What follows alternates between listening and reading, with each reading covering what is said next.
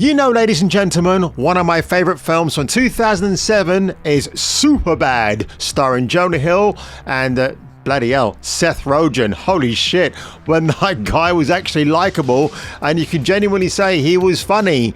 And produced by Judd Apatow, who I believe is married to this bint I'm staring at in front of me. We'll get to Elizabeth Banks in a second, but the reason why I mentioned Superbad, it's got one of my all-time favorite quotes in that film, which is my life.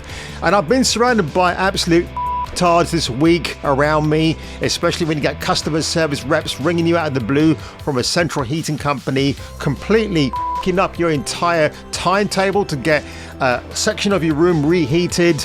And I'm getting sweet revenge on that person, by the way, so I'm looking forward to the fallout for that particular individual. When it comes to customer service, do not absolutely with me, because I've had years of customer service, so I can spot the red flags in a conversation. And oh boy, speaking of red flags, that was a nice tenuous link. Rewind.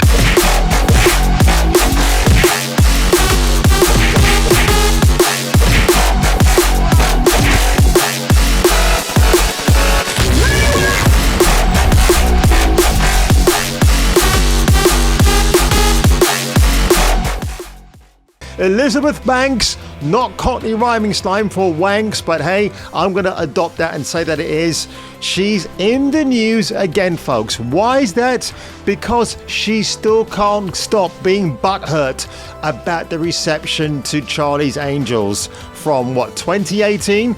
According to her, the failure of that film, because it's made by a female for females apparently, was marketed in the wrong way as just for girls, ignores her own role in the narrative.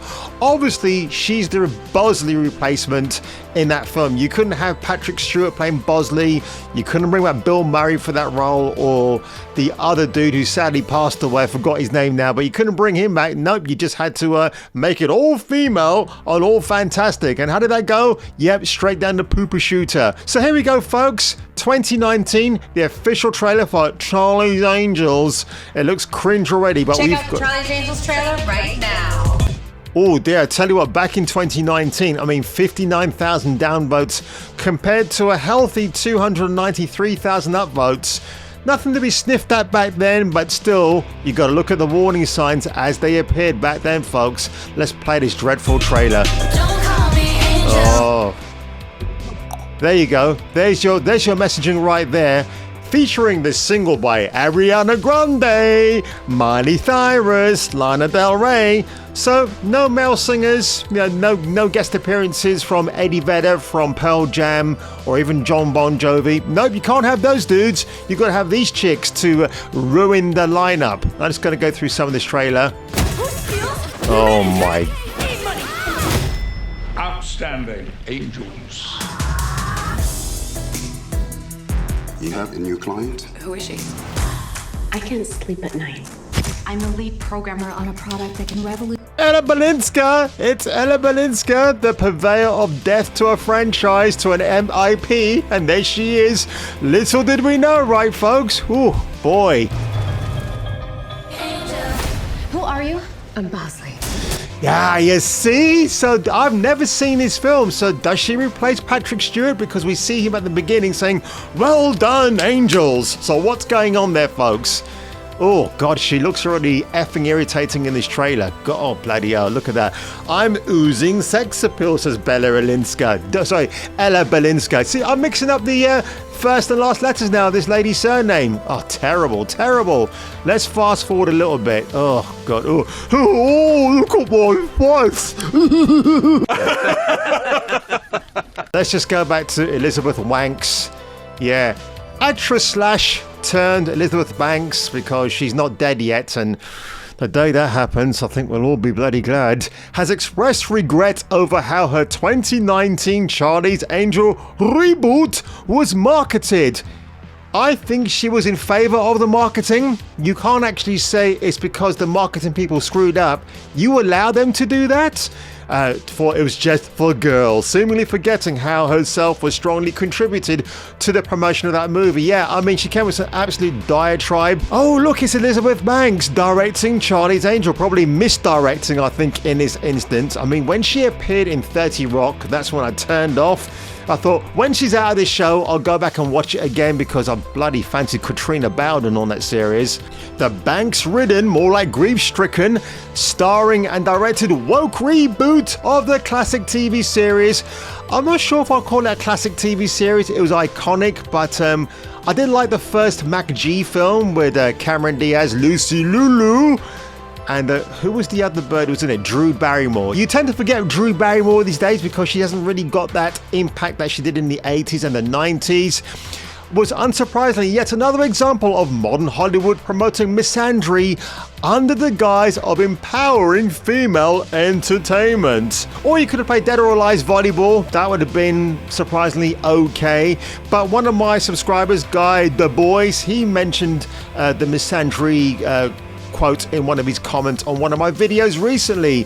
Not sure what I'm talking about? Look at Disney and Marvel She-Hulk Attorney at Law for a good example. Well, I don't have to watch an episode of that diatribe show. I hear enough about it already. To the surprise of no one with an IQ above 70, this direction led audiences, and men in particular, to stay home and keep their hard-earned money in their pockets. No one wants to sit through a 2-hour diatribe about how terrible they are, much less pay for the chance to do so. Or just go to Amsterdam and stare at one of those lovely ladies in the windows, and you'll probably pay less for more, if you get my drift. Because of this, the film was a massive box office dookie for Sony, debuting to a domestic opening weekend of just $8 million. Holy shit, that's less than The Woman King and Don't Worry Darling. Ooh, according to Banks, this disconnect between her film and the audiences was due to the film being regretfully marketed as a sort of feminist manifesto. Let's just go back to that face. Look at that face. Look at it. Do you want that face fronting your film? No, neither do I. Terrible. Asked by the New York Times during a recent interview, oh shock horror, if she learned any lessons from the bombing of Charlie's Angels, the woke reboot, she says it was very stressful, partly because when women do things in Hollywood, it becomes this story. No, Elizabeth, when it becomes your fucking story, not when it becomes this story. When Catherine Bigelow, self-esteemed action director, gets behind a project, do you hear her coming up with this diatribe? No, because she gets on with it. Catherine Bigelow is actually very talented, ladies and gentlemen. I've been a fan of hers for the longest time. And oh, this part here, dear oh dear. I would have liked to have made Mission Impossible, but women aren't directing Mission Impossible. You know why? Because Christopher McQuarrie and Tom Cruise are an unbeatable double act. Why would Tom Cruise, Liz Banks, pick up the phone and say, hey, do you want to come direct Mission Impossible 8? Because I think you'd be fantastic. I've seen your credentials. Tom Cruise is not stupid. Why do you think he's got the biggest film of the year with Top Gun Maverick? Because it wasn't woke. It was just good old-fashioned entertainment. I had a great chat with my mate yesterday who's in Cambodia at the moment. Well, by the time I made his video, he'll be flying back to London.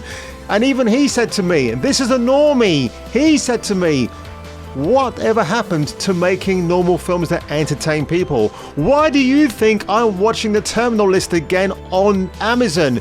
Because it's good old-fashioned, kick him in the nuts entertainment. But when she says, oh, well, I can't direct Mission Impossible because I'm a chick, I bet Catherine Bigelow could.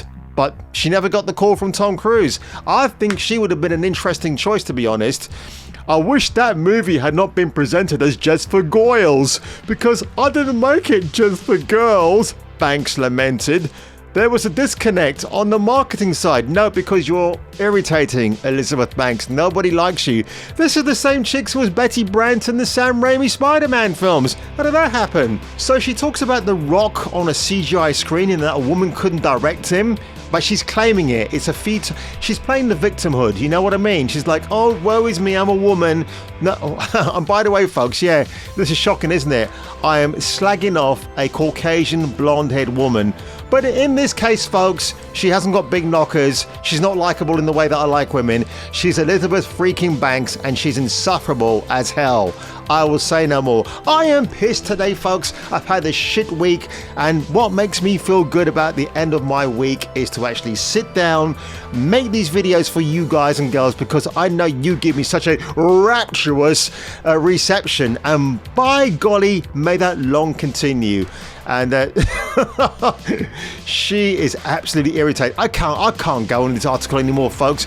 You can read it here, courtesy of Bounding Into Comics by Elizabeth Banks, Miss Wanks. She's an absolute terrible person. I mean, Judd Apatow, I believe, is married to her, isn't he? And if he is, dude, why haven't you got a divorce already? That's all I've got to ask.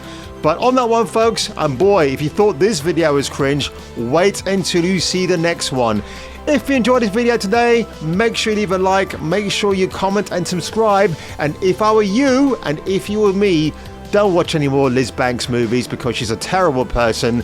I'll see you on the next video. Fuck my life. Women do not exist to be nice on the eyes for you. The First Amendment and boobs. So those are the only two things I believe in absolutely in the country.